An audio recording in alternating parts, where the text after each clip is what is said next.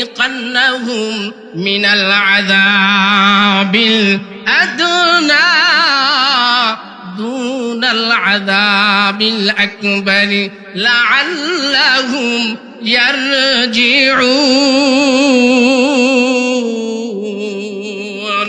আমার আল্লাহ বলছেন, বান্দা, দুনিয়াতে ছোট ছোট পরীক্ষা আমি আল্লাহ তোমাকে দিই। কেন ছোট ছোট পরীক্ষা দিই?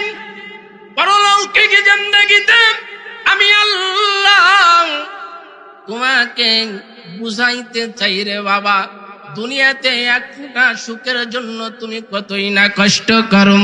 পরলৌকিক জিন্দেগি তোমার সাগর বড়া কষ্টকে স্মরণ করায়া দেওয়ার জন্য দুনিয়াতে তোমাকে আমি এক ফোঁটা কষ্ট দিই। কয় ফোঁটা কষ্ট দিই? এক মুঠ ভালো খাবারের জন্য সারা বছর ধান কিনে খাবেন না, চাউল কিনে খাবেন না, কতই না কষ্ট সকাল থেকে সন্ধ্যা পর্যন্ত। কথা ঠিক কিনা? সেই কথাটা আমার আল্লাহ বলছেন হাসরের ময়দানে, সেখানে অনন্ত অসীম কাল আপনার থাকতে হবে।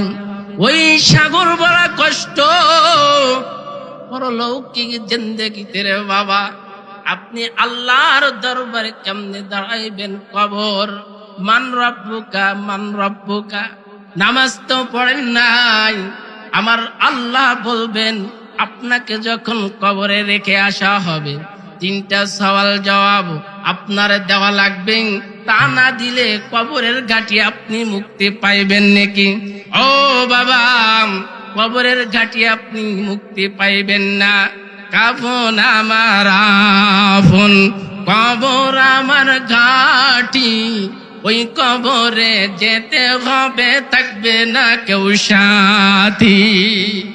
কথা ঠিক কিনা রে বাবা? ওই কবরে কেউ আপন নাই।